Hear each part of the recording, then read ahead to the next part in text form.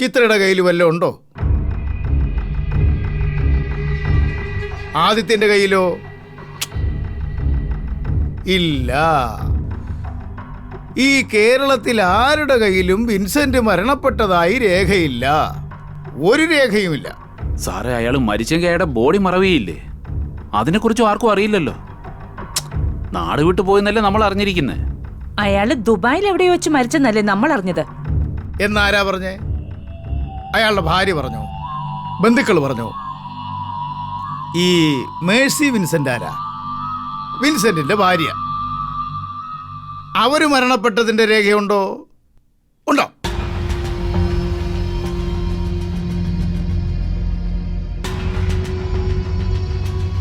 Vincent നാട് വിട്ടുവെന്ന് നിങ്ങൾ പറഞ്ഞതിന് ശേഷം ആഴ്ചകൾക്കുള്ളിൽ, അതായത് 2002 ഓഗസ്റ്റ് മാസം 13-ാം തീയതി മേഴ്സി വിൻസെന്റ് കോടനാട് ഹിൽവ്യൂ ഫ്ലാറ്റിലെ വിൻസെന്റിന്റെ 15,000 സ്ക്വയർ ഫീറ്റിലെ ഒഴിഞ്ഞ മൂലയിൽ മരണപ്പെട്ടു.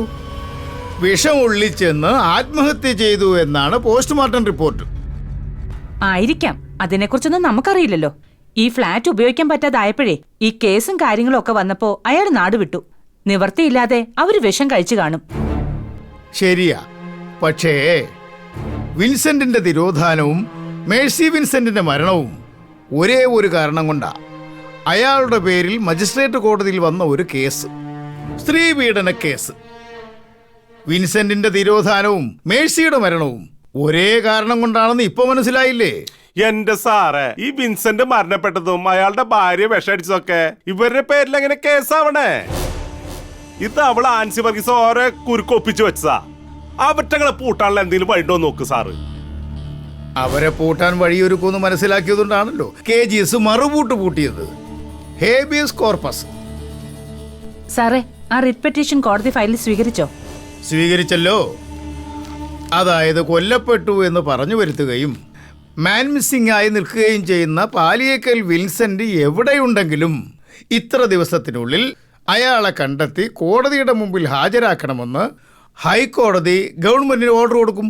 ഇത് ഹൈക്കോടതി ഓർഡറാണേ, പാലിക്കാതിരിക്കാൻ പറ്റൂ. അപ്പൊ ചീഫ് സെക്രട്ടറി അന്വേഷണത്തിന് ഓർഡർ ഇടും. അന്വേഷണം അങ്ങനെ പല വഴിക്ക് നടക്കും. വിൻസെന്റിന്റെയും ഭാര്യയുടെയും കേസ് പുനരന്വേഷിക്കാൻ ക്രൈംബ്രാഞ്ചിനെ ചുമതലപ്പെടുത്താം. അതിനുള്ള സാധ്യതയാണ് കാണുന്നത്. കൂടെ ഈ റവന്യൂ ഭൂമിയിലെ അഴിമതിയെക്കുറിച്ചും ഈ 15,000 സ്ക്വയർ ഫീറ്റിലെ ദുരൂഹതയെക്കുറിച്ചും അന്വേഷിച്ച് റിപ്പോർട്ടും കൊടുക്കേണ്ടി വരും. അങ്ങനെ വന്നാൽ കളക്ടറുടെ നേതൃത്വത്തിൽ ഒരു 3-അംഗ കമ്മീഷനെ ചുമതലയേൽപ്പിക്കാൻ സാധ്യതയുണ്ടെന്നാണ് ഞാൻ മനസ്സിലാക്കുന്നത്. സാറേ, ഇതിപ്പോ എല്ലാം കൂടെ കുഴപ്പമാവുമല്ലോ സാറേ. ഈ കേസെല്ലാം നമ്മുടെ തലയിൽ വന്ന് വീഴുവോ സാറേ? സാറേ, എന്താ കൗണ്ടർ ചെയ്യേണ്ടത്? എന്താ വേണ്ടെന്ന് സാറൊന്ന് പറ. അതെ, ആദ്യം കോടതിയുടെ ഭാഗത്തു നിന്നുള്ള ഓർഡർ ഗവൺമെന്റിന്റെ കയ്യിലെത്തട്ടെ. അവിടുന്ന് അവരുടെ മൂവ്മെന്റ് എന്താണെന്ന് അറിഞ്ഞതിന് ശേഷമേ നമുക്കെന്തെങ്കിലും പ്ലാൻ ചെയ്യാൻ പറ്റൂ. സാറേ, അതിനു മുമ്പ് എന്തെങ്കിലും രീതി നമുക്ക് മൂവ് ചെയ്യാൻ പറ്റുമോ? എന്തെങ്കിലും വഴിയുണ്ടോ സാറേ? സാറൊന്ന് നോക്ക്. ചിത്ര മാഡം, നമ്മൾ ഉദ്ദേശിക്കുന്ന സ്ഥലത്തല്ല ഇപ്പൊ കാര്യങ്ങൾ എത്തി നിൽക്കുന്നത്. KGS-ഉം ഈ ഇരിക്കുന്ന അനന്തന്റെ പഴയ ഭാര്യയും നിങ്ങളുടെയൊക്കെ കുടുംബത്തിന്റെ മുകളിൽ ഒരു വട്ടം വരച്ച് അതിന്റെ നടുക്ക് നിങ്ങളെ നിർത്തിയിരിക്കുക. ആ രേഖ മുറിച്ചു കടന്നാൽ അതിലും വലിയ ദോഷം വരും. അതുകൊണ്ട് എടുത്തു ചാടി ഒന്നും ചെയ്യരുത്. ഞാൻ അപ്പോഴേ പറഞ്ഞാലേ ഇവളെ വെറുതെ വിടണ്ടാന്ന്. ചിറ്റപ്പ, കൊച്ചുങ്ങളിപ്പോ ചിറ്റപ്പന്റെ കൂടെ അല്ലേ? അതുങ്ങളെങ്കിൽ എനിക്ക് വിട്ടതാ. ഞാൻ നോവിക്കേണ്ട രീതി നോവിച്ചു കഴിഞ്ഞാ അവൾ ഇവിടെ വരും, ചിറ്റപ്പന്റെ കാലിൽ വീഴും. നീ എന്താ ഋഷി പറയുന്നേ? എന്റെ കുഞ്ഞുങ്ങളെ നോവിച്ചിട്ട് ഞാൻ എന്ത് നേടാനാ? അവളുടെ മുന്നിൽ തോറ്റുകൊടുത്താ മതിയോ? ഞാനെല്ലാം നശിപ്പിച്ച എല്ലാം ഇട്ടെറിഞ്ഞ് അവളുടെ കൂടെ ജീവിക്കാൻ പോയി. അതാ ഞാൻ ചെയ്ത തെറ്റ്. അതുകൊണ്ടാ ഞാനിപ്പോ അനുഭവിക്കുന്നത്. അതെ, അത് തെറ്റ് തന്നെയാട്ടാ. അന്നേ ഞാൻ പറഞ്ഞതല്ലേ, അത് അവൾ ഇവിടം വരെ കൊണ്ടെത്തിച്ചില്ലേ? ഈ വക്കീൽ അങ്ങോട്ട് പറഞ്ഞ പോലെ ആ വട്ടം വരച്ച് നമ്മളെ അങ്ങോട്ട് അതിൽ നിർത്തിയില്ലേ? ഇനി ഋഷി പറയണ പോലെ അറ്റ കൈയങ്ങ അറ്റ കൈ. നേരെ കൊച്ചങ്ങൾ ഇങ്ങോട്ട് വിളിച്ചിട്ട് അവളുടെ തോണിക്കര വീട്ടിലേക്ക് അങ്ങോട്ട് കയറിച്ചല്ല. ആ പെണ്ണും പിള്ളയുടെ മുന്നിൽ വെച്ച് ആ കുട്ടികളുടെ തലയിലേക്ക് അങ്ങോട്ട് പെട്രോൾ എടുത്ത് നോക്കിയ തീപ്പട്ടി ഉരയ്ക്കുന്നതിന് മുന്നേ അവൾ അങ്ങോട്ട് ചാടിയാ വീഴും. അപ്പോഴേ അവൾ ആനന്ദം പറഞ്ഞത് മുഴുവൻ അങ്ങോട്ട് കേൾക്കും. എല്ലാത്തിനും അങ്ങോട്ട് കത്തിച്ച് ആത്മഹത്യ ചെയ്യുന്ന അങ്ങോട്ട് പറയണം. അതാണെന്താ വേണ്ടത്? പന്തളം ബേബി പറഞ്ഞാലും ചില കാര്യങ്ങളുണ്ട്. പക്ഷേ അതിന്റെ റൂട്ട് അതല്ല. എല്ലാ കേസുകളും കൂടെ ഇങ്ങനെ കുരുക്കി വെച്ചിരിക്കുന്നുണ്ട്. അത് അഴിക്കണമെങ്കിൽ ആൻസി വർഗീസ് തന്നെ വേണം. ആനന്ദം പോയി ഒരു കോംപ്രമൈസിന് ശ്രമിക്കുന്നത് നല്ലതാ, കുഞ്ഞുങ്ങൾക്ക് വേണ്ടിയെങ്കിലും. ഞാൻ പോയി അവളുടെ കാല് പിടിക്കണമെന്നാണ് വക്കീൽ പറയുന്നത്. ആ വൃത്തികെട്ടവളുടെ നല്ലൊരു പരിഹാരമാണ് ഞാൻ നിർദ്ദേശിച്ചത്. സാറേ, ഞാൻ അതിന് തെറ്റൊന്നും ചെയ്തിട്ടില്ല. ഒരു കോടനാട് ഗണിയിലും ഈ അനന്തനില്ല. ഞാൻ ഒരു തെറ്റും ചെയ്തിട്ടില്ല. ചെയ്ത തെറ്റ് അവളുടെ കൂടെ പോയി എന്നുള്ളത് മാത്രമാ. ഇനി അവളുടെ കാലിൽ പോയി വീണ അനന്തൻ പിന്നെ ജീവിച്ചിരുന്നിട്ട് കാര്യമില്ല.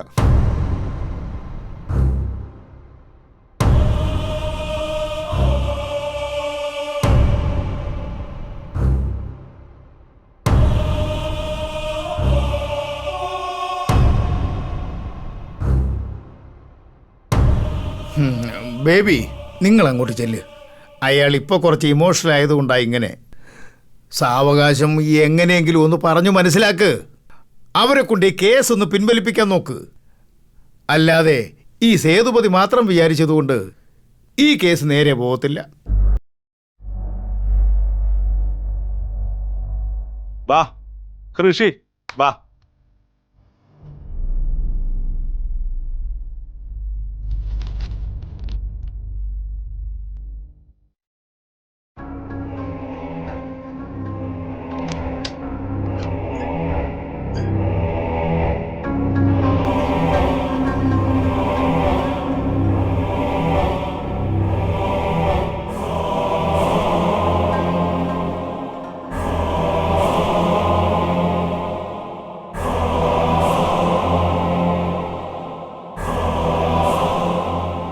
അനന്ത, ഞാനൊരു കാര്യം അവിടെ പോയി കാല് പിടിക്കണമെന്ന് പറയാനാണോ? ഞാൻ എന്തോ അവളോട് ഏറ്റു പറയട്ടെ? ആൻസി വർഗീസ് പരിശുദ്ധയാണ്, തെറ്റുകാരിയല്ല, മറ്റുള്ളവർ ചതിച്ചതാണ് എന്നൊക്കെ ഇല്ലാത്ത കാര്യങ്ങൾ ചെന്ന് പറയണം.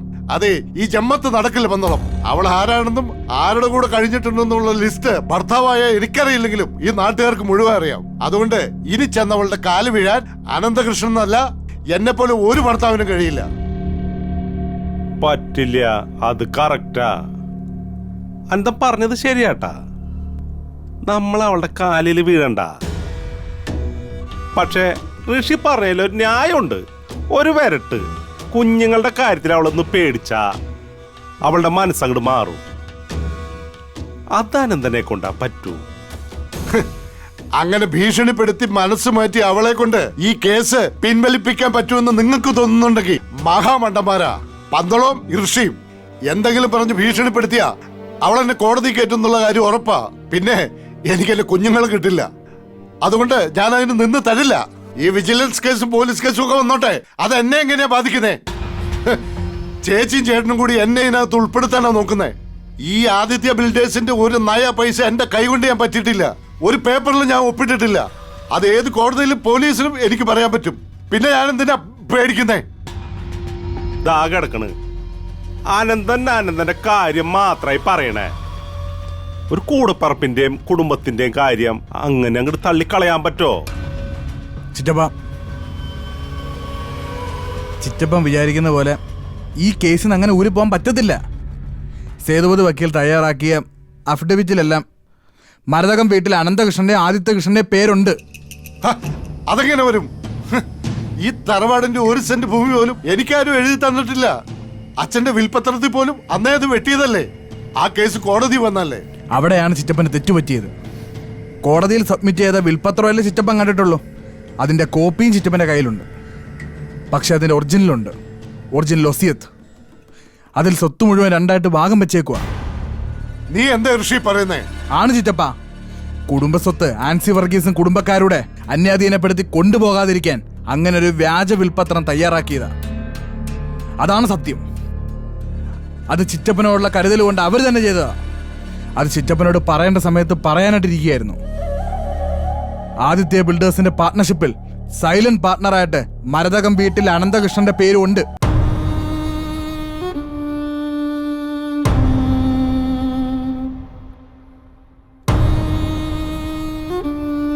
കണ്ട കൂടപ്പറപ്പിന്റെയും ചേട്ടത്തിയുടെ കരുതൽ കണ്ട ഇപ്പൊ അനന്തന് വേണ്ടി ആ സ്വത്തിന്നല്ല ആ വീട് അനന്തന് എഴുതി തന്നേക്കണത്. അപ്പ അവര് പറയണത് കൂടി കേക്കണ്ടേ? അനന്തം കാരണം ഈ കുടുംബത്തിന് ഈ പ്രശ്നം കൂടിയാണ് ഉണ്ടായത്. ആ ആൻസി വർഗീസ് കാരണം ഈ കുടുംബത്തിനുണ്ടായ നഷ്ടം ഇന്ന് എന്തൊക്കെയാ? ആനന്ദൻ ഇപ്പൊ പറഞ്ഞല്ലോ, അവളുടെ കൂടെ കിടന്നവരുടെയൊക്കെ കണക്കെടുപ്പ് നാട്ടുകാർ മുഴുവൻ നടത്തിയിട്ടുണ്ടെന്ന്. അപ്പ അവളുടെ കൊച്ചങ്ങളുടെ കാര്യത്തിൽ നമുക്ക് എന്ത് ഉറപ്പാവുള്ളേ? ചിറ്റപ്പ, ഏത് വഴിയെങ്കിലും അവളെ കൊണ്ട് ഈ കേസ് ഇല്ലാതാക്കാൻ നോക്കുക. അതിലെന്ത് മാർഗം സ്വീകരിച്ചേ പറ്റൂ നമുക്ക്. അല്ലെങ്കിൽ ചിറ്റപ്പ, നമ്മൾ മോഹിച്ച് വളർത്തിക്കൊണ്ടുവന്ന നമ്മുടെ പ്രോജക്റ്റ്, നമ്മുടെ ഫിലിം പ്രോജക്റ്റ്, അത് ഈ വഴിക്ക് ഡ്രോപ്പ് ചെയ്യേണ്ടി വരും. അവിടെയും തീരില്ല പ്രശ്നങ്ങൾ. പോലീസ് ഇവിടെ വന്ന് കയ്യാമം വെച്ച് കൊണ്ടുപോകുന്ന പ്രതികളുടെ ലിസ്റ്റിൽ ആദിത്യനും ചിത്രയും മാത്രമായിരിക്കില്ല, മരതകം വീട്ടിൽ അനന്തകൃഷ്ണനും കാണും. വേറൊന്നും എനിക്കിപ്പോൾ ചിറ്റപ്പനോട് പറയാനില്ല. ചിറ്റപ്പൻ എന്താന്ന് വെച്ചാൽ തീരുമാനിക്കുക.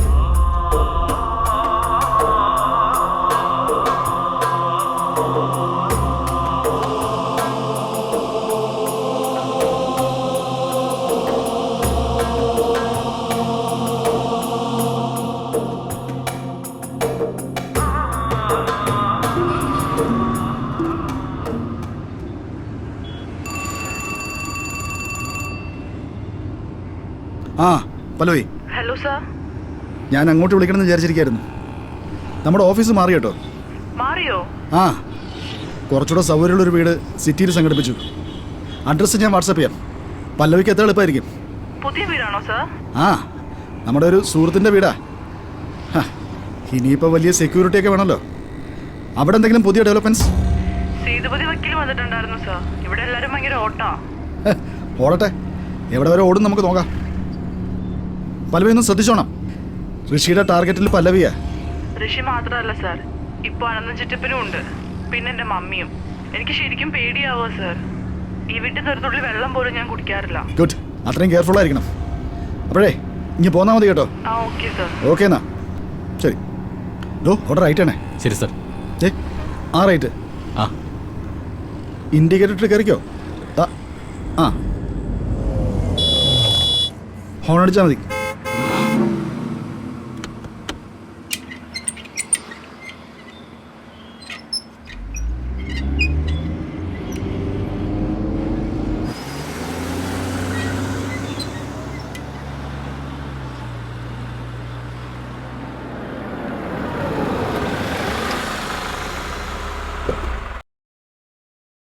ആ പത്മനാഭ, ആ സാധനങ്ങളെല്ലാം ഷിഫ്റ്റ് ചെയ്യാറ്. എല്ലാം റെഡിയാണ് സാർ. ആ,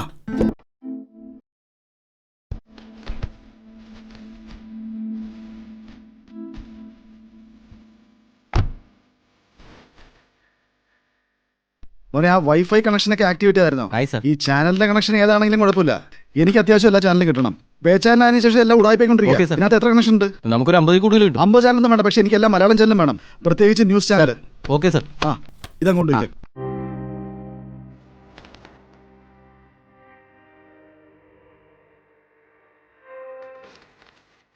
പവിത്ര, എല്ലാം നീറ്റായിട്ട് അറേഞ്ച് ചെയ്തിട്ടുണ്ടല്ലോ. ആ കോർട്ട് ഓർഡറിന്റെ മേലെ അതൊന്ന് പ്രിന്റ് ഔട്ട് എടുക്കണം. അത് ചെയ്തു സർ. ആ, എന്നാ അത് കൊണ്ടുപോവാ.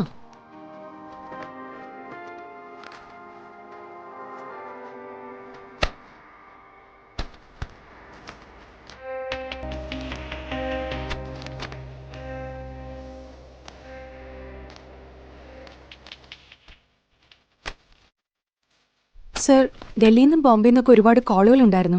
അത് ഞാൻ ചെക്ക് ചെയ്യണം. ഇമ്പോർട്ടൻ്റ് ആയിട്ടുള്ള വല്ല മാറ്റർ ഉണ്ടോ? സാറിന്റെ വൈഫിന്റെ ബ്രദർ എന്ന് പറഞ്ഞ ഒരാൾ വിളിച്ചിരുന്നു. പുറത്തുനിന്നാ വിളിച്ചത്. പുറത്തുനിന്ന് വെച്ചാ? അബുദാബിന്ന്. ശിവകുമാറാണോ? ആ അതെ. എന്തെങ്കിലും മാറ്റർ പറഞ്ഞായിരുന്നോ? സാറ് ഫ്രീ ആകുമ്പോൾ ഒന്ന് കോൺടാക്ട് ചെയ്യാൻ പറഞ്ഞു. അദ്ദേഹം ഹൈദരാബാദിലുണ്ടെന്ന്. വൈഫ് ഹൗസിലാ? സാർ, PTIയിൽ ചെയർമാൻ വിളിച്ചിരുന്നു. കൃഷ്ണമൂർത്തി സാറാണോ? അതെ സാർ. മൊത്തത്തിലൊന്ന് അലർട്ടായല്ലോ സാറേ. ഇനിയിപ്പോൾ BBC ന്യൂസിലൊക്കെ പോവേണ്ടി വരുമല്ലോ. ഒരു സ്ത്രീയുടെ പോരാട്ടമല്ലേ പത്മനാഭ, യൂണിവേഴ്സൽ വിഷയ. ലോകം അറിയട്ടെ. ലോകത്തെവിടെയും ചീറ്റ് ചെയ്യപ്പെടുന്ന സ്ത്രീക്ക് ഒരേ ഭാഷയാണ്, ഒരേ ശബ്ദമാണ്. പവിത്ര. സർ. ആ, ചീഫ് സെക്രട്ടറിയുടെ ഓഫീസിൽ അപ്പോയിന്റ്മെന്റ് ചോദിച്ചായിരുന്നോ? അദ്ദേഹം ടൂറിലാണ് സർ. ഈവനിംഗിൽ അറിയാം. പിന്നെ സർ, നമ്മുടെ കോടനാട് ഫ്ലാറ്റിന്റെ അസോസിയേഷൻ പ്രസിഡന്റും സെക്രട്ടറിയും ഒരു അപ്പോയിന്റ്മെന്റ് ചോദിച്ചിരുന്നു. ആ, അവർ വന്നോട്ടെ. അവരല്ലേ പ്രധാന പരാതിക്കാർ. ശരി സർ. എന്തായാലും സാറേ ഇതോടെ എല്ലാം ഒതുങ്ങും. CFSൽ നിന്നുള്ള റിസൾട്ടോടെ വന്നാ നമ്മുടെ ഒരു ദൗത്യം പൂർത്തിയാവും അല്ലേ സാർ? ഇതങ്ങനെ പൂർത്തിയാവില്ല പത്മനാഭ. കോടനാട് കണക്ട് ചെയ്തിട്ടുള്ള എല്ലാവരും മാതൃകാപരമായി ശിക്ഷിക്കപ്പെടണം. അനന്തനും ഋഷിയും ഉൾപ്പെടെയുള്ളവർ. സാറേ അനന്തൻ എങ്ങനെയാ പ്രതിപട്ടികയിൽ ഉൾപ്പെടുന്നത്? എടോ, ആ സ്ത്രീ ഭയങ്കര ബുദ്ധിയുള്ളവരാ. ചിത്ര ആയത്തൻ. അതിൻ്റെ ഡീറ്റെയിൽസ് ആ ഫയലിലുണ്ട്. അതിങ്ങടുത്തെ ഒരു വലിയ ചരിത്രമുണ്ട് ഇതിൻ്റെ പിന്നിൽ. ആ, കൃഷ്ണമൂർത്തി സാർ. ആ, എപ്പോ? ഓ, അത് ഞാൻ ഈ വീട് ഷിഫ്റ്റ് ചെയ്യുന്നതിൻ്റെ ഒരു തിരക്കിലായിരുന്നു.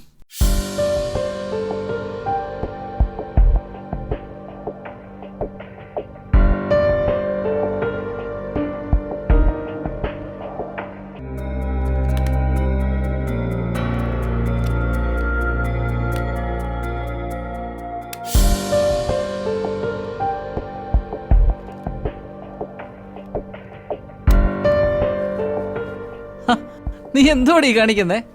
നമ്മൾ സിറ്റിലോട്ടല്ലേ പോകുന്ന അച്ചായ. ഇനിയിപ്പോ ട്രാൻസ്ഫർ ആയാലേ ഈ കാട്ടുമുക്കിലല്ലല്ലോ കിടക്കേണ്ടത്. ചേരെ തിന്നുന്ന നാട്ടിൽ ചെന്ന നടുകണ്ടം തന്നെ തിന്നണം. സിറ്റിയിലോട്ടാ പോകുന്നത്. അത് മാത്രമല്ല, ബേബിച്ചായം പറഞ്ഞതേ ഏതോ ഒരു ഹെർബൽ ഓയിലിന്റെ പരസ്യത്തിന് എന്നെ മോഡലാക്കുന്ന. എന്റെ ഈ മുടി ഇടതൂർന്നതല്ലേ ചായ? എന്റെ മുടി അവരുടെ കമ്പനിക്ക് അങ്ങ് ഇഷ്ടായിരുന്നു. അതിന് നിന്റെ മുടി അവര് കണ്ടോ? ബേബിച്ചായ ഓഫീസിൽ വന്ന് ഫോട്ടോ എടുത്തോണ്ട് പോയായിരുന്നു. ആഹാ, അപ്പൊ അതും നടന്നോ? ആ, അപ്പൊ അതാ ഈ മുടി ചുരുട്ടത്. ചുരുണ്ട മുടി തന്നെ വേണമെന്ന് പറഞ്ഞു. എടീ, ഇതിപ്പം നമുക്ക് നല്ല വരുമാനം ആവുമല്ലോ ഈ മോഡലിംഗ് ഒക്കെ. പിന്നല്ലാതെ അച്ഛാ, ഈ നാട്ടിൽ നിന്ന് പോയാൽ തന്നെ നമ്മൾ രക്ഷപ്പെടും. പിന്നെ എല്ലാം പാക്ക് ചെയ്തായിരുന്നോ? എല്ലാം റെഡി. പിന്നെ കൊച്ചാപ്പനോട് നമ്മൾ എങ്ങോട്ടാ പോകുന്നതെന്ന് പറയാനൊന്നും നിക്കണ്ട കേട്ടോ. ഏയ്, ഞാനൊന്നും പറയത്തില്ല. അത് തന്നെയല്ലേ നമ്മുടെ ബേബിച്ചായന് പറഞ്ഞേക്കുന്നത്. അത് തന്നെ. നീ കുറച്ചുകൂടെ അങ്ങോട്ട് ചുരുട്ടിക്കോ. നല്ലായിട്ട് അങ്ങോട്ട്. അല്ല പിന്നെ ചുരുളട്ട് അങ്ങോട്ട്.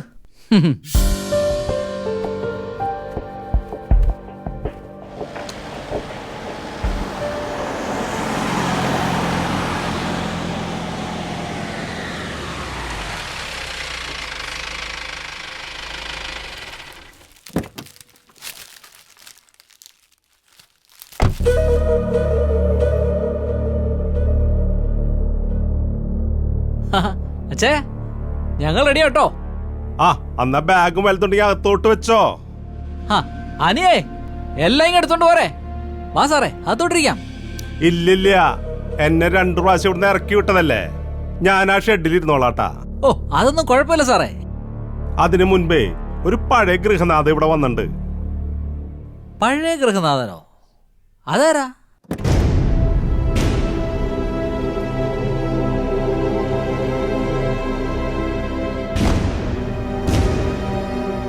സാറായിരുന്നു. വാ, വന്നാട്ടെ. വാ, ഇങ്ങോട്ട് വാന്നേ. ഡേ അനിയേ, വാന്നേ. അതെ, അനന്താകത്തേക്ക് ഇരുന്നോ. ദേ, നമ്മുടെ ആളവിടെ ഉണ്ട്. ആളെന്ന് കണ്ടിട്ട് ഞാൻ അവിടെ വെയിറ്റ് ചെയ്തോളാം. ആ, ചെല്ല്. ഇരിക്കൂ സാറേ. എടി ആനി,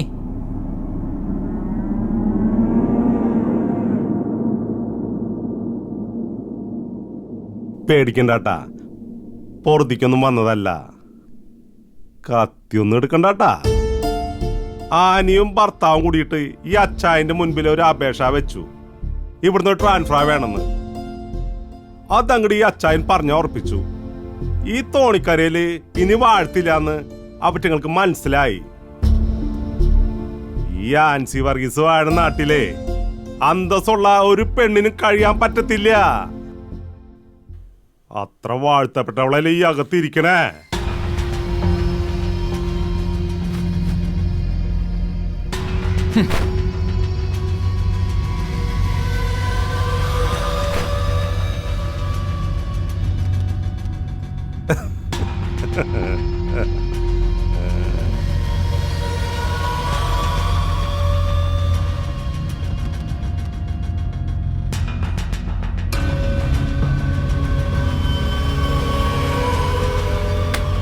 ഇയാൾ എന്തിനാ വന്നത്?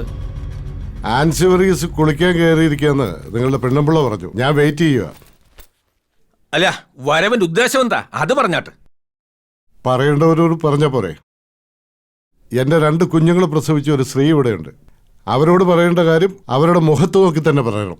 അതല്ലാതെ തന്നോട് പറഞ്ഞിട്ട് കാര്യമില്ല.